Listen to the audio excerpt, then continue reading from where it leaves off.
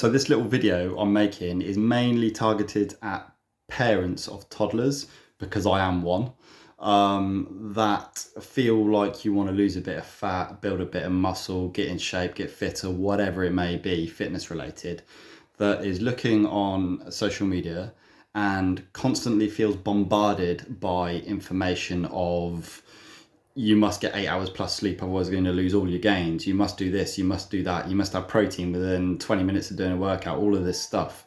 And you may be thinking, I'm knackered, I'm a parent, I want to get into shape. I'm reading this information online and all is doomed, because realistically I can't achieve all of this crazy information they're telling me I must do, and I just can't do it, so I might as well not bother.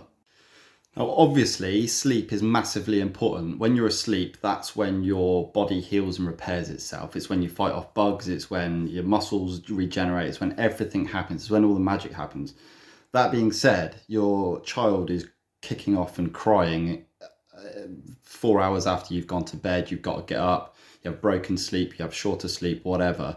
That's out of your control. Your priority is that kid or those kids, right? So just because you can't get 8 hours plus sleep in doesn't mean that you shouldn't train and look after yourself in other areas. And I've seen too many posts recently about you must sleep, everything else is pointless unless you're sleeping, blah, blah, blah. You say that to a single mum that's got a 1-year-old and you get your face slapped off. It might be that you do a 30-minute workout instead of an hour workout. It might be that you change your nutrition and other habits slightly. Now, most of this advice, I would say, in my opinion, is either written by one of two people. It's given out by people, not that it's wrong, obviously the advice is completely correct, but it has to be translated into the real world for people like yourself who have other commitments and struggle with sleep and other things of that matter. Now, it's either written by people who are influencers, so they're literally their job is to get as many people on that follow them as possible, because that's how they make their money. And the second, well, there's a lot of smoke and mirrors that goes with that, by the way.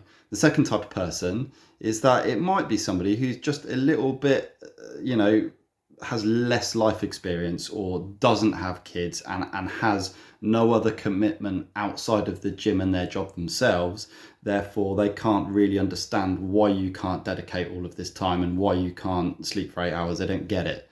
Now, the point of this video is not to bash anyone or anything like that. It's literally for me to tell you that I get it, I understand, and it's okay if you're into your fitness to back off a little bit. Just take your foot off the throttle. And it's okay if you're not into your fitness, but you want to be, to just do less than what's expected. That's fine, because anything is nothing. I found a little thing on my laptop and I'm going to read it. It's off Google. I'm not going to call anyone out, any names. It's on Google. I've gone to images. 5.5 hours sleep equals 60% less muscle mass. 8.5 hours sleep equals 40% more muscle mass. I'm reading this off Google. I don't know where they got their facts from. It's probably not far wrong. That needs to be taken with a pinch of salt. There's probably all sorts of other factors in that. But think about this. If that, let's say that's true for argument's sake, 60% less muscle, that car alarm. 60% of something is 40% more of nothing, if that makes sense, right? If you're training, you're still going to get some results, just not as optimal as if you're having 8 hours sleep. That doesn't mean you shouldn't bother, because you're still going to get something. Does that make sense? And sleep aside, there's other things that can be very overwhelming, like you must eat protein straight after your workout or within 20 minutes or an hour or whatever. There's myths to that, but there's also the real world kind of practicality to that as well. I think I made a whole separate video on this back in the summer. But the point is, I won't get into all that, but the point is, don't let these long lists, you must do this, because there's all so many variables to it, and everybody's life is different. We all have different commitments, and it's totally cool to look at that list and go, do you know what? I can only do half of what you're saying, and some of it I can do to a 50% standard. Well, a 50% standard might be subpar, but it's 50% more than nothing.